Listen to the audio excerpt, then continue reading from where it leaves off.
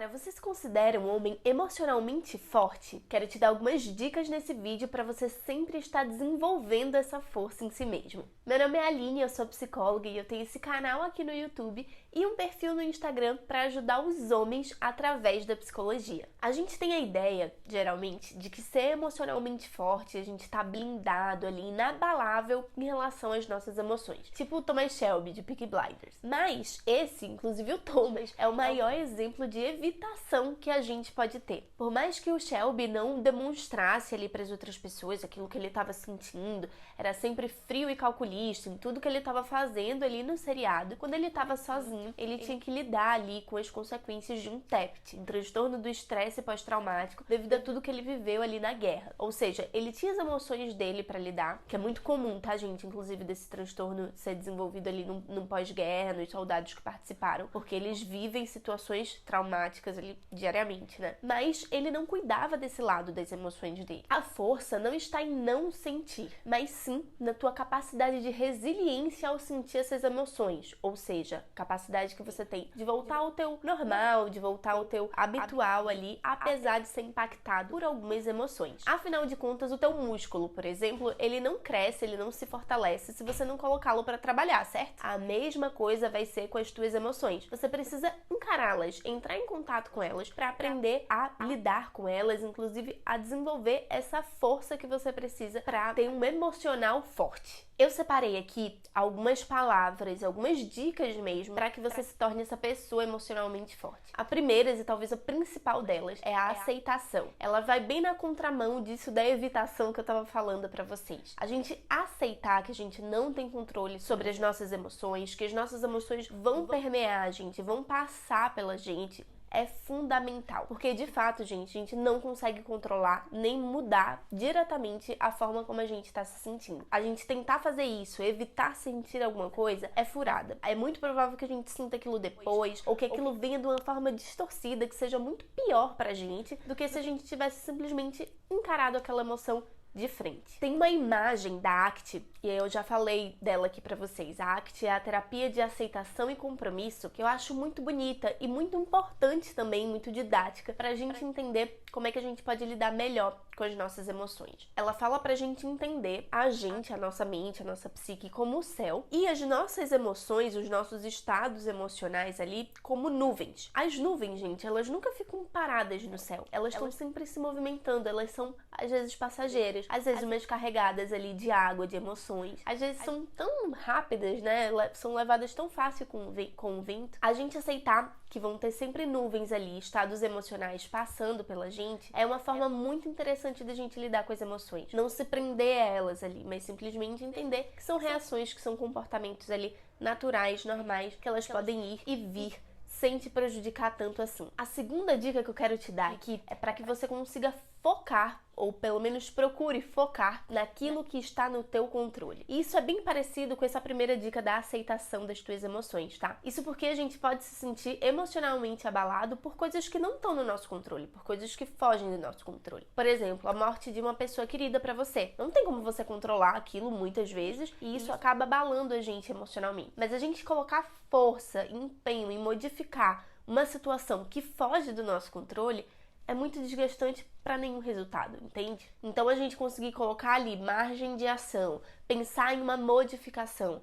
naquilo que está no nosso controle e aceitar as coisas que fogem do nosso controle, assim como os nossos sentimentos, por exemplo, é uma ótima tática da gente se tornar pessoas emocionalmente fortes. Perceba que aqui, gente, eu tô tentando ajudar vocês também a direcionar a energia que vocês precisam colocar. Nem sempre a gente vai conseguir colocar energia em alguns pontos que a gente quer mudar. Então a gente precisa direcionar, utilizar melhor esses recursos que a gente tem, otimizá-los mesmo, para o nosso benefício. Terceira dica: aprenda a lidar com a sua vulnerabilidade. Isso porque todos nós temos as nossas vulnerabilidades, né? E se a gente não olha para elas, ou se a gente sabe que elas estão ali, mas a gente evita muito olhar para elas, isso pode fazer com que quando elas sejam atingidas, a gente se abale mais do que deveria, ou que a gente seja mais reativo do que poderia ser. Ao invés de simplesmente entender e, mais uma vez, aceitar que a vulnerabilidade existe, a gente tenta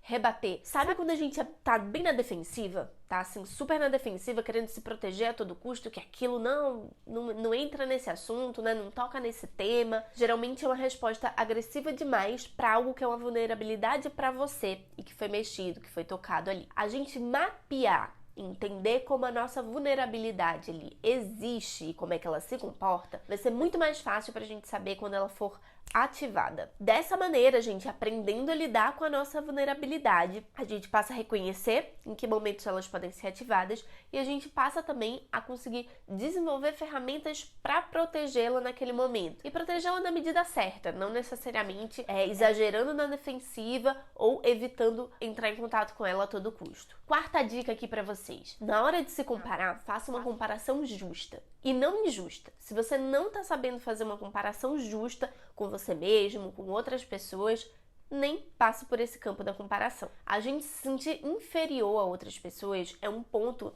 bem chave, bem fundamental para nos sentirmos emocionalmente abalados ou frágeis. E eu acredito sim que em até certa medida, de determinada forma, é interessante, é importante a gente fazer comparações. Mas é muito fácil você comparar um lado negativo teu com um lado positivo de outra pessoa e se sentir bem inferior por conta disso. Essa é uma comparação injusta, por exemplo. Você precisa comparar parâmetros iguais para saber ali identificar de repente o que é que falta. E uma comparação justa, além de estar permeada ali por parâmetros iguais, ela também te faz crescer, te faz enxergar aquilo que está faltando em você para você conseguir correr atrás disso. Se uma comparação está fazendo com que você enxergue o que falta em você e está te paralisando, ela está sendo injusta também e ela não está sendo funcional. É melhor que você não faça, que você procure aí outro caminho. E entrando nesse mérito aí das comparações, gente, na internet, por exemplo, ou enfim, vários outros âmbitos, geralmente a gente só tá mostrando um lado da gente, uma faceta da gente. Aqui, por exemplo, no YouTube, eu só mostro o meu lado psicólogo.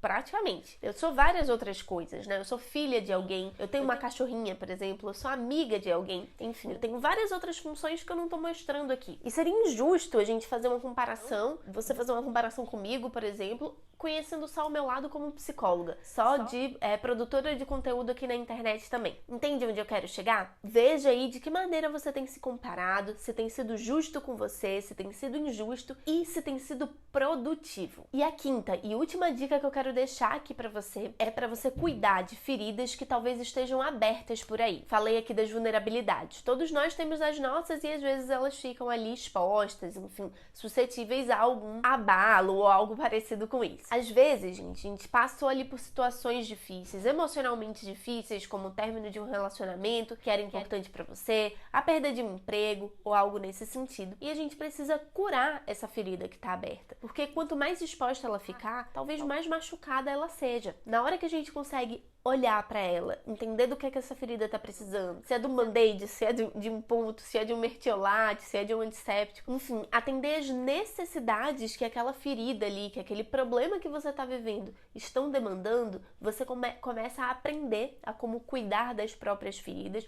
a como cuidar dos teus abalos emocionais, e isso pode fazer com que você se torne emocionalmente forte em outras ocasiões, em outras situações que vão te machucar, que vão te ferir dessa maneira, mas você aprende o caminho dessa reparação, digamos assim. Se tornar uma pessoa emocionalmente forte é uma construção. Talvez você chegue em lugares importantes e a vida te mostre que você precisa aprender um pouquinho mais. Você chegue ali em lugares importantes e passe por situações, por experiências para as quais você não estava preparado para lidar. A gente não tem como se preparar para tudo que vai acontecer nessa vida, né? Mas estar com essa postura disposta, estar ali realmente disponível para lidar com as situações da forma melhor que for para você, da forma mais saudável, com o peito aberto para aprender mais sobre o teu funcionamento, sobre as tuas emoções, vai te manter forte durante diversas situações e aprender ali a se fortificar diante de outras coisas que possam aparecer. Espero ter te ajudado com esse vídeo. Me diz aqui, deixando um gostei ou um não gostei,